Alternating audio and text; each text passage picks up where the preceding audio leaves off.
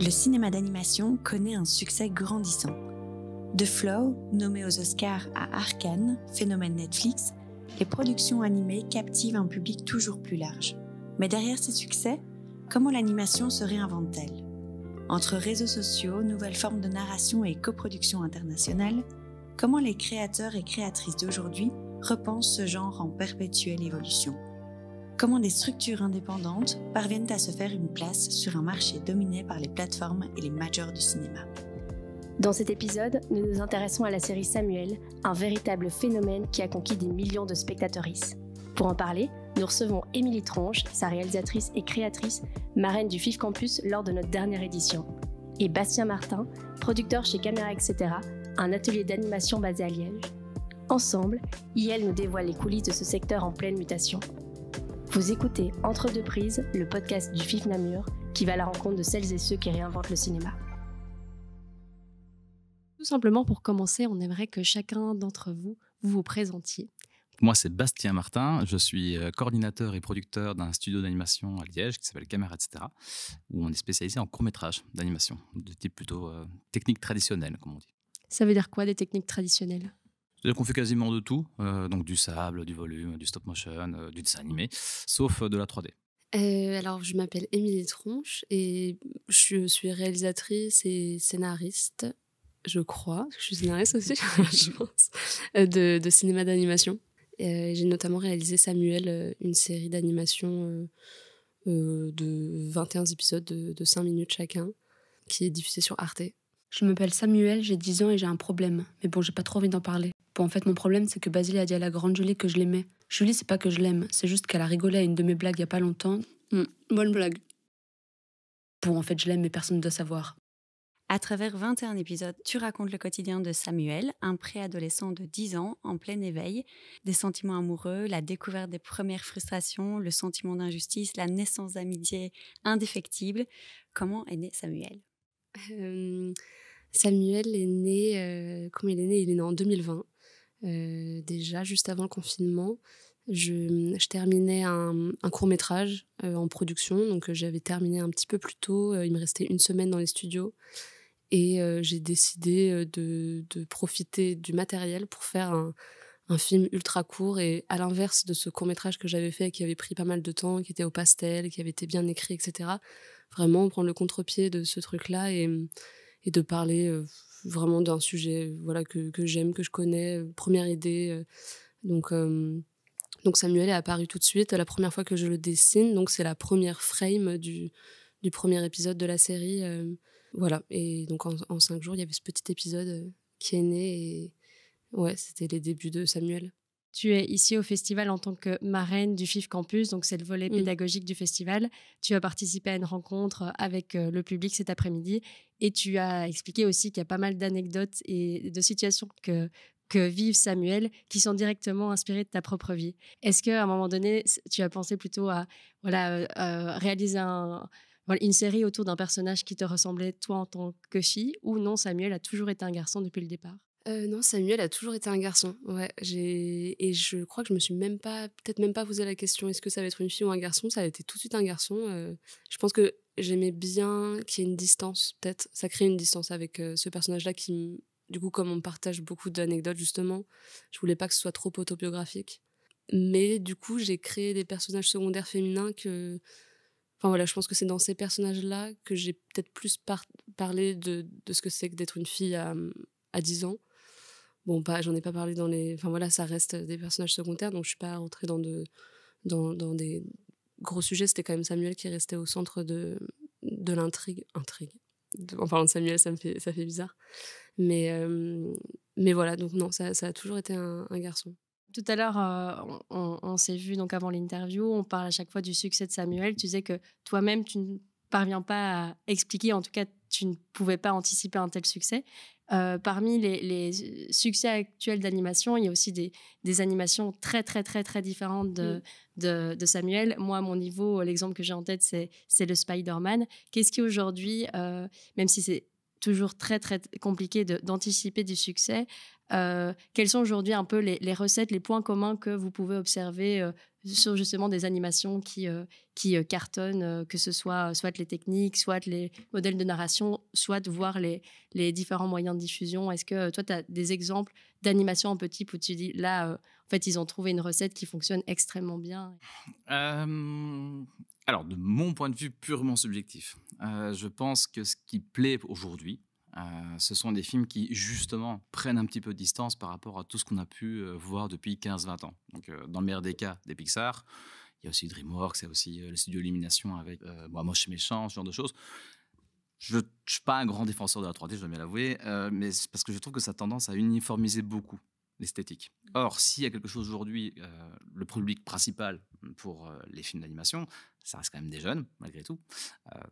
15-25 ans, hein, on vise large. Mais ils sont tellement sollicités en termes d'image, ils ont tellement en main, c'est quand même leur culture. Je veux dire, le motion design, c'est complètement évident pour eux. Ils ont une habitude de ces images-là. C'est une génération qui a grandi avec aussi des dessins animés. Je pense à des animes, par exemple, japonais, qui sont plus populaires aujourd'hui encore qu'ils n'étaient il y a 20 ans.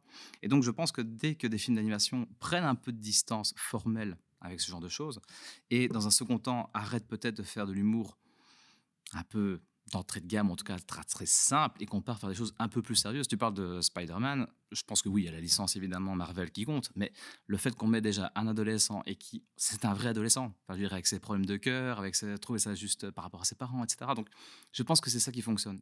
Parmi les gros succès récents, on aurait également pu citer la série Arcane, dont la 2e saison est sortie quelques semaines après l'enregistrement et qui a connu un succès colossal sur Netflix. Et j'ai l'impression que dans les films récents, quand il y a un succès en animation, c'est d'une part l'esthétique, mais aussi le fait qu'on arrête de prendre les enfants pour des enfants et qu'on leur parle comme s'ils étaient un peu plus grands. J'ai l'impression. Oui, je suis totalement d'accord. Et je sais pas pourquoi j'ai envie de citer ça, mais Miyazaki Bien sûr. parlait de... Et on lui a demandé, est-ce que vous faites des films pour les enfants, et il a répondu un truc, non, c'est les autres qui font des films pour les adultes. Enfin voilà, il prend pas les enfants pour des tout petits. Et puis, ouais, je sais pas, dans ces films-là, par exemple, il y a un côté où quand il veut montrer quelque chose qui fait peur, il y va vraiment, et ça va vraiment faire peur et vraiment dégoûter, et ça va nous surprendre, en fait. Pour le côté aussi humoristique. Enfin, moi, j'ai beaucoup aimé Spider-Man. Enfin voilà, il y a vraiment des blagues qui sont vraiment drôles, et ça part déjà de l'écriture, en fait.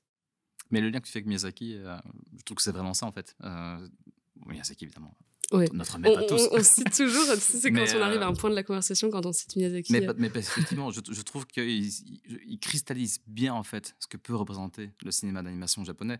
Je parlais des animes tout à l'heure. Si vous regardez un peu les animes qui sortent aujourd'hui, il n'y a pas de barrière, en fait, que ce soit les sujets, que ce soit le traitement graphique. Alors, les catégories, il y a les shonen, les seinen, etc. Mais je veux dire...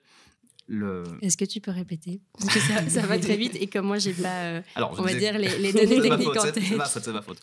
Donc, il faut savoir qu'il y a plusieurs catégories de public, parce que même les Japonais y pensent. Et dans le cas des garçons, parce qu'il y a aussi une catégorie pour les filles, vous avez les shonen, c'est plutôt pour les jeunes adolescents, et vous avez ce qu'on appelle les seinen, c'est plutôt pour les adultes. Mais aujourd'hui, les barrière commence un petit peu aussi à s'effacer, dans le sens où il y a toujours des shonen, que ce soit Naruto, que ce soit My Hero Academia, des choses comme ça, mais vous allez quand même avoir aussi toute une série, je parle pas de l'Attaque des Titans qui est très adulte pour le coup, mais des séries qui sont un peu entre les deux. Je pense à Jujutsu Kaisen ou ce genre de choses, où techniquement c'est irréprochable, moralement peut-être un peu plus sur la façon de travailler, mais en tout cas esthétiquement c'est très très fort, et ils abordent des sujets de manière très frontale, parce qu'ils savent bien que leur public est intelligent, et parce qu'ils savent bien aussi que leur public, plus on avance dans le temps, plus avec des choses, plus ils ont des références. Et donc, à un moment donné, voilà, recycler les mêmes gags qui reviennent régulièrement depuis 30-40 ans. Voilà. Et je pense qu'à part deux petites exceptions comme ça, comme Vice Versa 2 ou ce genre de choses, on voit aussi que les suites, elles fonctionnent parce qu'on va les voir parce que c'est des suites. Mais que les chiffres en termes d'entrée sont quand même assez en baisse quand on passe au volume 2, au volume 3, au volume 4. Je suis curieux de savoir ce que donnera un Toy Story 5.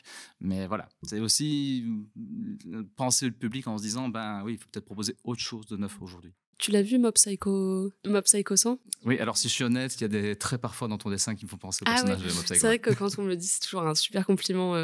Est-ce que tu peux resituer? Moi, par exemple, je ne connais pas du tout. Mob Psycho 100, du coup, c'est un manga à la base qui a été adapté en série animée, donc japonaise, qui parle d'un adolescent, il est collégien, je crois, qui a des pouvoirs et qui même qui connaît pas à quel point ses pouvoirs sont enfin, c'est le plus fort du monde, quoi. Mais il sait pas trop.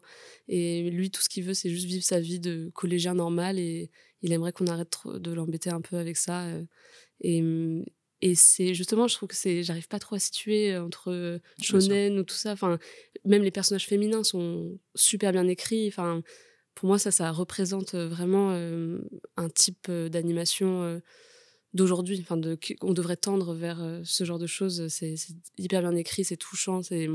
Et justement, ça reprend ces codes d'animation très virile, masculine, et ça les détourne, ça joue avec. En fait, c'est ça qui fonctionne aussi, c'est quand on connaît les codes et on décide de s'en affranchir ou de jouer avec. Une des particularités de la série, c'est son mode de diffusion, à savoir que chaque épisode existe en 2 formats différents, un format de plus ou moins 5 minutes disponible sur arte.tv et YouTube, et un format de 30 secondes sur TikTok. Quel a été ton rôle dans cette réflexion autour de la transmédialité de Samuel ? Alors, c'est vrai que je découvrais un petit peu tout ce monde-là de la production.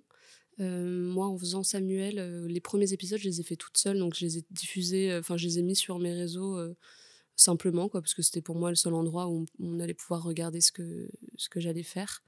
Et puis, je voulais que mes proches regardent et tout ça, enfin voilà, donc c'était plus simple.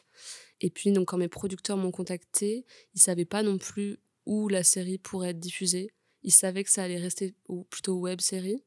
Mais ouais, c'était un peu difficile à caser. Et je pense qu'ils partaient pas forcément méga confiants dans le fait de trouver rapidement des diffuseurs. Mais finalement, si, ça a été le cas, puisque Arte m'a contacté quasiment en même temps pour me demander de diffuser. Est-ce que j'avais des producteurs ? Est-ce qu'on pouvait diffuser cette série ? Et donc voilà, donc les étoiles se sont bien alignées comme ça. Et pour le format TikTok, du coup, c'est une idée de mes producteurs et d'Arte aussi. Comme ils voulaient diffuser la série sur Instagram et sur YouTube et tout, ils voulaient qu'il y ait une série spéciale aussi sur TikTok, mais différente. Et donc, c'était leur idée.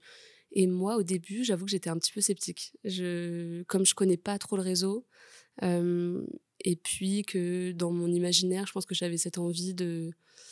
Je voulais faire une série avec une trame narrative, un truc qui se suit, où on s'attache aux personnages, et je voulais pas trop de ce truc hyper rapide où c'est juste une vidéo par-ci par-là qui est directe. Mais après, bon, c'est le jeu des réseaux sociaux, c'est normal. Mais voilà, et en fait, si je me suis prise au jeu parce que en fait, c'était cool de faire ces épisodes-là. C'était des épisodes plus chorégraphiés, plus drôles. Enfin, je sais pas, je pouvais un peu plus me lâcher, je pense, avec... peut-être en me disant que c'était sur TikTok, que ça allait être plutôt vu par un public jeune. Je me suis bien amusée à les faire. Mais j'ai un peu pris comme c'est venu, en tout cas, cette idée. Je l'ai pas trop théorisée au début, je pense. J'étais déjà trop contente, en fait, qu'on me laisse la possibilité de faire une série, de raconter une histoire, quoi. Donc voilà, donc j'ai accepté. Et toi, Bastien, justement, en tant que producteur, est-ce que l'enjeu, justement, de la transmédialité, les différentes vies qu'un même film peut avoir en festival, en télévision, sur les réseaux sociaux, est-ce que vraiment c'est un challenge qui est récent et qui revient de plus en plus régulièrement dans les projets que tu soutiens et que tu produis ? Alors, nous, pour Caméra, etc., non, c'est pas tellement notre idée. Parce qu'on est plutôt un atelier de production, on n'est pas vraiment une boîte privée qui doit absolument faire des recettes, faire des ventes, même si ça fait quand même toujours bien.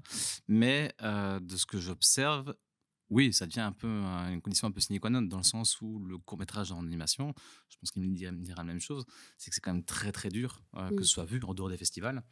Il y a quand même de moins en moins de télévision qui achètent. Alors, Arte fait un peu figure d'exception dans le paysage, mais voilà, ils n'ont pas non plus des montants financiers énormes à allouer à ça. Et donc, on part plutôt vers une déclinaison. Le long métrage étant extrêmement compliqué à mettre en place au niveau financier, au niveau logistique. La série, ça reste une bonne option. Et une série courte, idéalement. Je pense à Silex, j'oublie le nom de cette série, mais qu'Ovidie a fait sur la sexualité féminine, qui sont souvent des projets portés par Arte, par ailleurs. Pour info, les 2 séries dont parle Bastien, ce sont Silex and the City de Jules et Libre d'Ovidie, tous 2 adaptés de bande dessinée éponyme et disponibles sur Arte. Qui sont des formats courts, 3-4 minutes, je pense. Donc oui, c'est un vrai enjeu de demain. C'est aussi aller chercher un public qui n'est plus habitué à l'animation, qui ne va pas vraiment forcément en festival, on parle des jeunes. Mais voilà, c'est une occasion pour eux de les ramener vers peut-être une forme d'animation qui est adulte, qui raconte aussi quelque chose, qui véhicule aussi des émotions. Et par extension, si ça peut les amener vers autre chose, oui, c'est tout bénef. Quand on parle d'animation, on fait vraiment la différence entre animation enfant, adulte, parce que justement, une des particularités de Samuel, c'est le fait que moi, je me sens directement concernée parce que je suis née aussi au début des années 90, mais quand je me renseigne autour de moi, je me rends compte que le public cible vient d'une tranche d'âge beaucoup plus large qu'on l'imaginait. Quels sont les challenges quand on fait de l'animation par rapport à ce public cible comment trouver le juste équilibre entre un film d'animation qui est pensé pour les enfants, mais qui pourrait être regardé aussi avec les parents? Alors, pour moi, c'est une question super difficile, donc je te laisserai peut-être répondre. Sur Samuel, justement, c'était la grande question. Surtout que généralement, quand on doit pitcher un projet au début, quand il n'est pas encore créé et qu'on demande des financements, les chaînes demandent souvent la cible. Enfin, on aime bien... Bon, voilà, il faut mettre dans des cases et savoir à quel horaire la série peut passer, etc.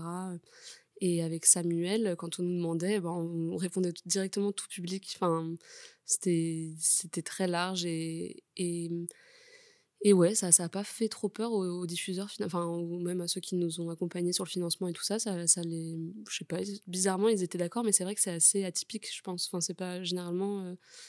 Il faut quand même qu'on puisse cibler un peu plus. Mais même moi, en fait, en écrivant Samuel, je savais même pas pour qui je le faisais vraiment. Enfin, en tout cas, c'est vrai, je pense, pour des gens de ma génération, je me disais, tiens, il y a cette personne avec qui j'ai grandi, que je n'ai plus vue, qui va voir la série. Enfin, voilà, je pensais à des gens d'un peu de mon âge, comme ça, qui m'avaient accompagnée. Et finalement, ça a été une surprise, en fait, de voir que ça a traversé les générations. C'est vrai que je pense que ça reste nouveau et toujours risqué quand même de dire que c'est tout public, parce que généralement, quand on entend tout public, on entend pro personne. Enfin voilà, donc les lignes bougent, je pense, de ce côté-là. Disons que c'est un argument qui est plus marketing qu'artistique. C'est pour ça que je trouve que c'est difficile de répondre, parce que je trouve ça très délicat de demander à un auteur pour qui envisages-tu ton film. Il y a tellement de choses qui se passent, que ce soit l'écriture, que ce soit la réalisation, il y a encore des choses qui apparaissent encore en post-production. Je trouve ça tellement dur de devoir fermer son film en disant c'est pour les jeunes publics, c'est pour plutôt les adultes. Et surtout qu'il y a des cas qui sont inclassables. Voilà, j'en profite pour dire que la série de Samuel, moi, on peut la regarder à n'importe quel âge. Moi, je m'y retrouve à quasiment 40 ans. Je suis sûr que mon filleul de 12 ans va s'y retrouver aussi. Oui, c'est pas la même époque, mais c'est des choses qu'il traverse, c'est des choses qu'il connaît. Ou en tout cas, il a un ami qui connaît, qui a déjà vécu ce genre de choses. Donc, voilà, toujours très délicat, mais voilà, c'est les règles du marché. On est obligé de faire avec. Ça me donne envie de poser la question suivante. En tant que réalisatrice ou producteur, quel est selon vous le plus grand défi quand il s'agit de raconter une histoire à travers l'animation?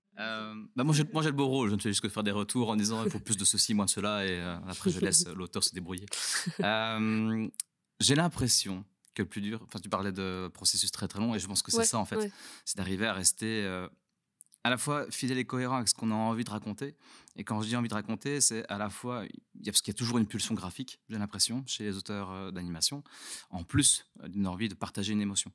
Je dis ça à Essian parce que je trouve que parfois raconter une histoire est peut-être un peu moins intéressant, en tout cas ça les intéresse un peu moins.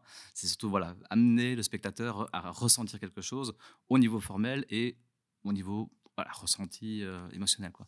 Et c'est vrai qu'arriver à maintenir ça dans un contexte qui est très compliqué, avec un processus qui est très très long, qui est très coûteux. On ne peut pas tout faire en animation, on a aussi des limites à un moment donné techniques, ou de temps, ou de moyens humains, de moyens autres. Donc c'est très très dur en fait. Ouais. C'est toujours faire des compromis, c'est toujours essayer de trouver des solutions, c'est se poser parfois des questions qui ne disent rien au commun des mortels, mais voilà, est-ce qu'on fait ça en 6 images par seconde, 8 images par seconde, 12 images par seconde? Voilà, c'est tout des micro-détails, puisqu'on crée tout de A à Z par rapport à la prise de vue réelle. On peut se dire, voilà, on fait avec un décor, on fait avec les lumières qu'on a dans le camion. Ici, en animation, tout est permis, mais en même temps, ça veut dire qu'il faut se planter sur rien.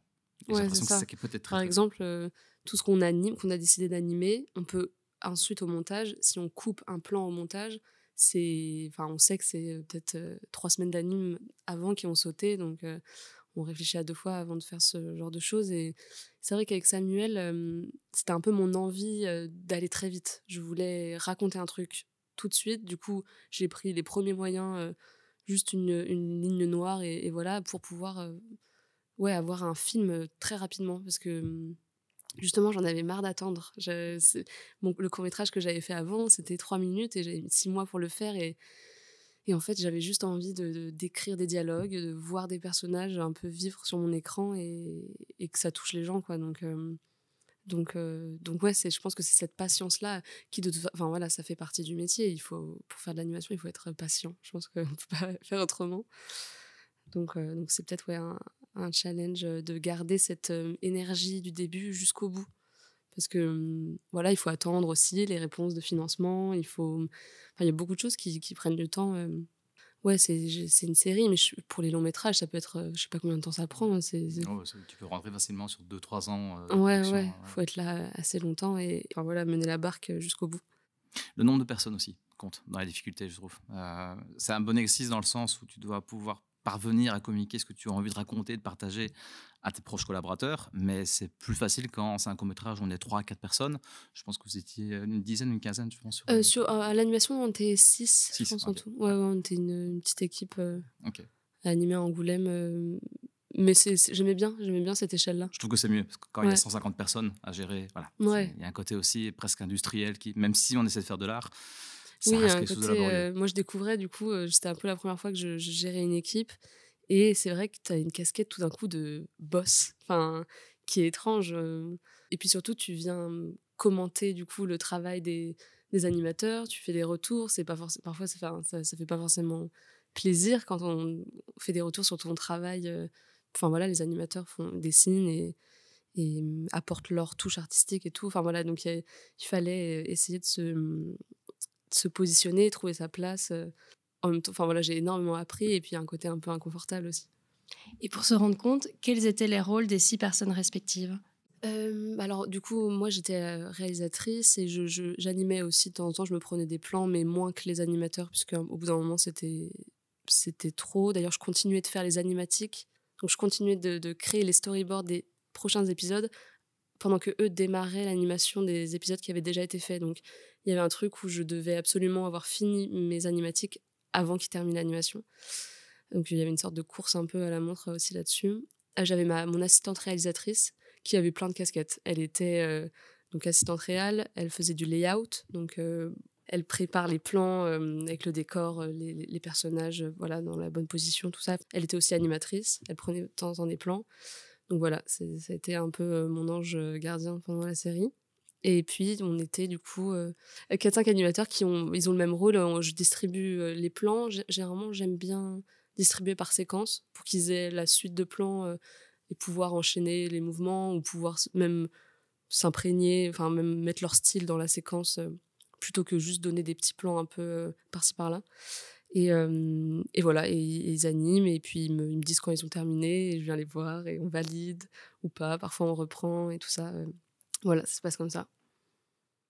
Notre podcast porte sur les évolutions technologiques et sociétales autour d'une thématique bien précise, en l'occurrence ici l'animation. À vos niveaux respectifs, quelles sont les évolutions marquantes que vous avez observées depuis que vous avez commencé à travailler dans le secteur de l'animation à aujourd'hui ? Moi, là, récemment, ce que je me suis dit, du coup, Samuel a permis de... Enfin bon, je parle avec ce que je connais, mais j'ai un peu vu ce qui se passait au Cartoon Forum à Toulouse, voilà, qui présente les séries avec leurs auteurs et leurs producteurs. Et en fait, du coup, ça a ouvert pas mal justement de portes sur ces projets, sur ces séries pour les réseaux.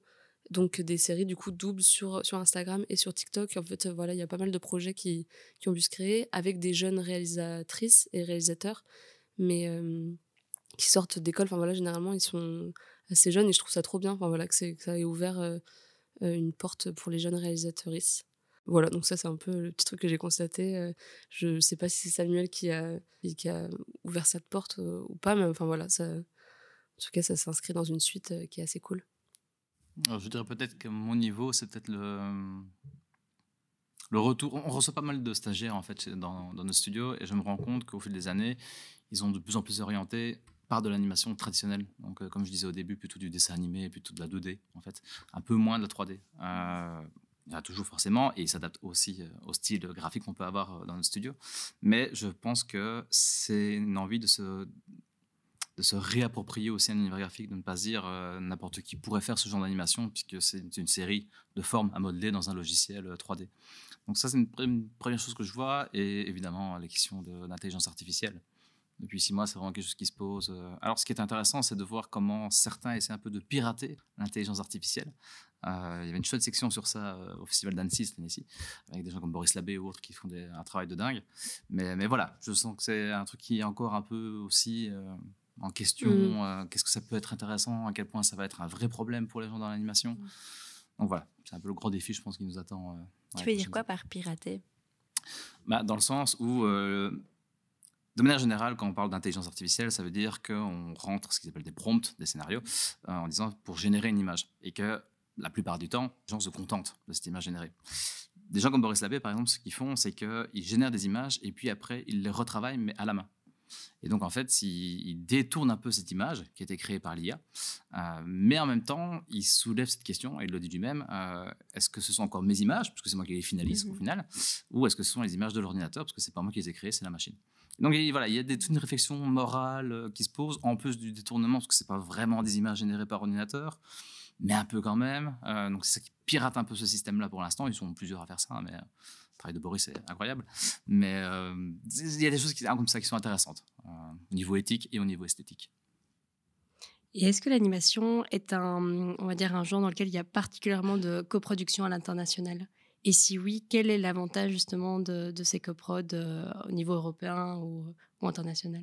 Il y a évidemment beaucoup de coproduction parce que c'est beaucoup plus facile en fait à mettre en place que de la prise de vue réelle où on doit faire venir un technicien dans un pays, on doit tourner X jours dans un endroit. Ici, voilà, on peut dire, nous on fait par exemple toute l'animation, ce qu'on appelle l'animation rough, et puis dans tel pays, on va faire tous les clean, c'est-à-dire dessiner au propre ce qui aurait été fait en brouillon. Il y en a qui vont faire le compositing, il y a toute la production son aussi, mais qui est plus longue que la prise de vue réelle. Donc c'est plus simple à mettre en place. C'est aussi potentiellement aller chercher un public plus vaste. Je prends le cas par exemple d'un film récent qui vient de sortir, qui va sortir, je ne sais plus, qui s'appelle Flow, qui est très très bien. Mais voilà, c'est un film, si on avait dû se contenter que de son financement laiton, parce que c'est un film qui vient de Lettonie, ça aurait été très compliqué. Mais ici, avec la Belgique, avec la France en coproduction, d'une part, le cinéaste a pu aller un peu plus loin encore dans son univers, mais en plus, c'est un film qui tourne très très bien maintenant en festival, et qu'on sait qu'il va sortir en salle, qui est sorti d'ailleurs, je pense, en salle en France, je pense qu'il va bientôt sortir en Belgique. Donc oui, il y a un vrai intérêt à faire des coproductions, tant au niveau financier qu'au niveau après de la visibilité des films. Depuis l'enregistrement, Flow est effectivement sorti en salle. Le film a poursuivi son ascension en raflant une foule de prix en festival et lors de prestigieuses cérémonies, dont le Golden Globe du meilleur film d'animation. Il est actuellement en lice pour l'Oscar du meilleur film d'animation et meilleur film en langue étrangère. Résultat, le 3 mars prochain. Samuel est aussi coproduit par d'autres pays que la France. Oui, il est coproduit avec l'Espagne. Donc c'est diffusé sur la chaîne nationale espagnole et la chaîne catalane. Et du coup, ils sont arrivés très tôt sur le projet, justement après avoir présenté Samuel au Cartoon Forum. Donc c'était vraiment au tout début. On a tout de suite eu des intérêts de l'Espagne et donc la coproduction a démarré. Et en fait, on a animé toute la série TikTok là-bas. Ils voulaient vraiment adapter la série Samuel à l'Espagne. Donc, il fallait que Samuel grandisse dans une banlieue de Barcelone. Donc, on a changé plein de trucs, plein de détails. Il y a un épisode où Samuel, il a le maillot de foot de Zidane. Et là, du coup, il fallait trouver un autre joueur et tout. Enfin, voilà, il fallait que les époques correspondent. Donc, il y avait plein de petits défis là-dessus. Mais c'est vrai que ça a ouvert une porte très grande. Et puis, ça peut ouvrir là maintenant sur le territoire de pays hispanophones. Voilà, donc ça, on était trop contents. Et je pense que, comme c'était mon premier projet, je découvrais, je pense que je réalisais pas justement que c'était vraiment une chance. Et aujourd'hui, je le réalise un peu plus que cette coproduction, vraiment, c'était hyper bénéfique, quoi. Donc je suis allée sur place pour aussi guider les équipes espagnoles. J'ai rencontré la doubleuse, du coup, espagnole et catalane, qui a doublé aussi tous les personnages dans les 2 langues. Et non, ça a été une très chouette expérience. Donc vous citez tous les deux beaucoup d'avantages, mais il n'y a pas de contraintes à mentionner dans les processus créatifs lorsqu'on coproduit avec d'autres pays ? C'est un peu dire au revoir au bébé aussi.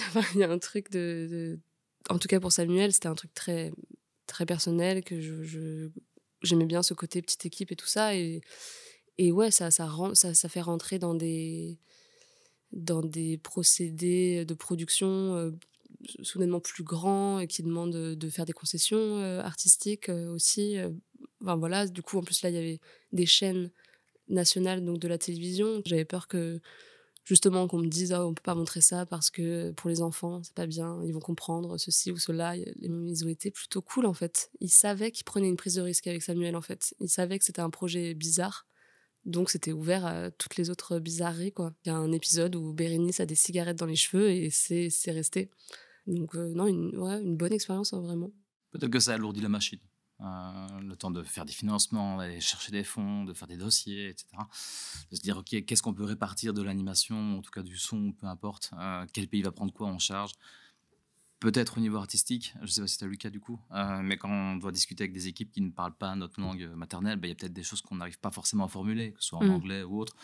Voilà, il y a des petites sensibilités, des petites nuances, vraiment des choses très très minimes dans la façon dont on formule certains mots, certaines phrases qui peut-être se perdent dans la traduction. Moi, le producteur espagnol parlait français. Il parlait français, anglais, suédois. Enfin bref. Ouais, du coup, c'est vrai que ça a aidé. Avec les animateurs, du coup, il y avait la barrière de la langue. Et du coup, ouais, on parlait anglais. Ils étaient tous hyper forts en anglais. Moi, j'étais pas dingue. Du coup, ça me faisait pas passer pour la fille la plus sérieuse, machin. Mais ouais, il y a la barrière de la langue, forcément. Et je sais que graphiquement aussi dans l'animation, le style d'animation est différent de celui de la série. Il y a des trucs sur lesquels j'ai fait pas mal de concessions, mais c'était ok de les faire en fait. Je réfléchis, c'est vrai que ça alourdit aussi la chaîne de production. Enfin, nous, ça nous a... du coup, on a dû faire plusieurs versions pour un épisode, puisque sur Arte, les épisodes pouvaient avoir des durées différentes. Mais pour la télé, il fallait que tous les épisodes aient la même durée. Et donc, j'ai dû rajouter des morceaux de scénario et d'animation dans des épisodes que j'avais conçus vraiment et fermés pour une certaine durée. Donc, j'ai dû rajouter des morceaux. Ça fait un peu morceau racolé. Je sais qu'il y a la série Arte où c'est mon montage, etc. Et il y a la série où on a dû soit rajouter, soit des épisodes qui étaient trop longs, qu'on a dû couper des passages que j'aime beaucoup. Mais bon, c'est pour que ça puisse passer à la télé et ça ouvre des territoires. Donc voilà, c'est un mal pour un bien, on va dire. On avait vraiment, pour des épisodes, on a 3 versions d'épisodes et c'était même encore aujourd'hui, il y a les séquelles de ça. Enfin, dès qu'on doit vendre la série, du coup la traduire, enfin, on rentre dans des labyrinthes de production. C'est un casse-tête en termes de logistique, quoi. Mais bon, ça a été le jeu. Lors de la rencontre publique, plus tôt dans la journée, tu disais que donc c'est le producteur qui a repéré donc les vidéos de Samuel sur Instagram et qui t'a contacté. Est-ce que ça, c'est une réalité donc actuelle, ces producteurs en fait qui sont chasseurs de tête et qui essayent de repérer de nouveaux talents à suivre sur les réseaux sociaux? Ben ouais, du coup ça a été le cas pour moi, mais c'est vrai que je sais pas trop. J'ai l'impression qu'il y en a. En tout cas, moi, mon producteur, il s'intéresse beaucoup, il regarde, je sais que moi, si je vais lui parler de quelqu'un dont j'aime le travail, il va tout de suite aller voir. Après, ça dépend où ils en sont dans leur travail. S'ils ont déjà beaucoup de réals et beaucoup de films, je pense qu'ils calment un peu les choses, ils vont pas engager trop de projets. Mais il y a des périodes où j'ai l'impression que c'est un peu... Ouais, qui sont sur Internet et qui regardent, mais je pense qu'ils sont aussi pas mal en festival. Mais après, oui, c'est vrai qu'il y a des gens qui sont extraordinaires sur les réseaux sociaux qu'on ne verrait pas forcément, puisqu'ils ne font pas forcément des courts-métrages, mais peut-être des petits bouts d'animation. Surtout sur Instagram, ça se voit quand même beaucoup. Mais souvent, oui, c'est plutôt les cours de fin d'études, plutôt les festivals. En général, c'est là qu'on va voir ce qui se fait un peu partout, avec qui on pourrait travailler, avec qui on pourrait se dire, si déjà produit par quelqu'un, je pourrais peut-être le voler à son producteur. Mais voilà, c'est plutôt dans ce genre de manifestation, j'ai l'impression, même si les réseaux sociaux ont abonné beaucoup de choses aussi. Mais donc ça, c'est une vraie évolution dans le travail d'animateur depuis ces dernières années, quoi. Qu'il faut avoir en plus de visibilité festival, si on veut donner un petit coup d'accélérateur, les réseaux sociaux, c'est bien de les maîtriser. Je ne sais pas si c'est uniquement lié à l'animation, j'ai l'impression que c'est le cas aussi pour tous ceux qui font de la fiction au sens très large, en fait. Sauf que maintenant, on peut faire vraiment de très bons films avec un téléphone, avec un appareil photo. Mais disons que... je ne sais pas si c'est TikTok ou pas, mais je trouve qu'il y a quand même plus d'intérêt vers des choses très graphiques aujourd'hui. Peut-être par rapport à il y a 5-10 ans, où c'était un peu moins le cas sur Facebook, par exemple. Peut-être que oui. Dans ce cas-là, les animateurs ont peut-être plus intérêt, effectivement, à se dire comment, en 10, 15, 20 secondes, je peux faire une animation qui fonctionne vraiment bien, faire un truc vraiment fou. Après, moi, je pensais que pour pouvoir rencontrer un producteur, il fallait que mon film de fin d'études marche beaucoup. Voilà, que j'ai eu une petite renommée à ce moment-là. Et en fait, moi, mon film de fin d'études, il n'a pas du tout tourné en festival. Je crois qu'il a eu une sélection dans un festival pour les réalisatrices en Charente. Enfin bref, c'était hyper ciblé, donc c'était sûr que mon truc allait être sélectionné. Donc voilà, ouais, c'est vrai que pour moi, ça a marché sur les réseaux sociaux. Après, j'ai aussi envoyé des dossiers à des producteurs qui m'ont répondu et qui ont lu. Donc ça aussi, en fait, c'est aussi un moyen très simple. Bon, après, je sais pas si on reçoit énormément de dossiers, peut-être qu'on n'a pas le temps de tout lire, mais c'est vrai que j'ai eu des retours, moi, sur des dossiers que j'ai envoyés, et puis ça a démarré des choses qui n'ont pas forcément abouti, mais en tout cas, ça fait des rencontres. Je pense qu'il faut peut-être juste tirer attention sur si on met des choses sur TikTok ou autre, d'essayer de faire en sorte qu'on reste identifiable. On sait aussi que c'est quand même des vidéos qui sont très vite récupérées par d'autres personnes, qui sont réutilisées. On change les pistes sonores. Enfin voilà, c'est un peu tout le drame de tout ça. On les détourne, on fait des trucs un peu comiques, on fait des mèmes, peu importe. Donc voilà, être très prudent peut-être sur ça. Et moi, personnellement, j'aime bien voir des prouesses techniques, des performances techniques, mais il n'y a rien à faire. Il y a quand même l'idée de rencontrer la personne et de voir si elle a des choses à dire, en plus de savoir faire de l'animation. Donc ça reste une première porte d'entrée, mais c'est quand même toujours mieux quand on a des choses à montrer et des choses à faire lire, je pense. Je proposais du coup de faire un bond dans le temps, dans 10 ans. Si vous deviez imaginer l'avenir de l'animation, quel changement ou innovation espéreriez-vous voir ? Je sais pas, moi je suis un peu sur le modèle japonais. Bon, pas leurs conditions de travail et tout ça, mais j'aimerais bien qu'il y ait plus d'animation, justement, qui réunissent adultes et enfants, qu'il y ait moins ce truc de cible, en fait. Et qu'on nous pose plus la question. Ça, je pense que ce serait déjà pas mal. Et qu'il y en ait plus aussi, puisque ça reste... Enfin, je suppose que les longs métrages pour adultes, tout ça, c'est encore très peu vu en salle. Je sais pas trop comment ça... Disons que pour la grosse machine, oui, ça va, ça fonctionne. Mais c'est vrai que pour des productions belges, françaises, c'est toujours un peu plus compliqué. Ouais. Mais je trouve que c'est une bonne idée, de casser un peu cette barrière de l'animation. On en parlait un petit peu avant l'émission. L'animation, c'est pour enfants. L'animation pour adultes, c'est toujours un peu chiant, c'est un peu dark. Non, il y a tellement de choses, en fait. Enfin, il y a tellement de voix, il y a tellement de styles différents, il y a tellement de choses à raconter. Si effectivement, on peut avoir encore un peu plus, peut-être valoriser un peu plus le court-métrage. Là, je prêche un peu pour ma paroisse, mais je trouve que du court-métrage, ça fait quand même du bien. Parce que le long-métrage en animation, bon, ça dépend toujours. Mais le court-métrage étant quand même un format extrêmement spécifique et qui colle super bien à l'animation, je trouve, de manière générale. Voilà. Peut-être valoriser un peu ça sur la chaîne de télévision, dans les salles de cinéma, peut-être avant une séance ou autre, revenir à l'ancienne, quoi. Si dans 10 ans, on peut revenir comme c'était il y a 10 ans, ce serait bien. J'ai quand même encore une dernière question par rapport à la suite de la vie de Samuel. Donc, la série de 21 épisodes est terminée. Quelle est la suite de vie de Samuel et de ses copains et copines ? Alors là, je travaille sur un tout autre format. Je travaille sur une bande dessinée dans l'univers de Samuel avec un autre personnage. Bon, je sais pas où ça va aller, mais en tout cas, c'est plutôt bien parti. J'avais jamais fait de BD avant et je prends beaucoup de plaisir à le faire. Pour l'instant, j'ai pas du tout montré mes planches à qui que ce soit. Je suis juste chez moi et je suis contente et je me fais plaisir. Et peut-être une saison 2. On y réfléchit encore. C'est vrai que là, l'après Samuel ça a été très dense. Il y a pas mal de projets, de commandes ou puis cette BD et puis d'autres choses qui sont arrivées. Donc j'ai décalé un peu le démarrage de cette saison 2 s'il y en aura un. Mais je continue de me raconter des histoires de Samuel dans ma tête à 13, 14, 15 ans. On se réjouit de les découvrir. Super. En tout cas, c'était passionnant de vous écouter tous les deux. Un tout grand merci d'avoir accepté l'invitation. Merci beaucoup. Vous venez d'écouter Entre deux prises, le podcast du FIF Namur créé à l'occasion des 40 ans du festival. Cet épisode a été écrit par Céline Marraine, Camille Hospi et Hélène Lambert. La prise de son a été gérée par Florian Olimar et Nicolas Allais de la section audiovisuelle de l'IATA. L'épisode a été monté par Camille Hospi et Hélène Lambert. Merci à Cassiope Enaf du studio Tapage pour son accompagnement et ses précieux conseils, et au Delta qui nous a accueillis dans ses studios. Si vous avez aimé cet épisode, n'hésitez pas à vous abonner et à nous retrouver sur www.fif.be. Et rendez-vous dans 3 semaines pour un tout nouvel épisode.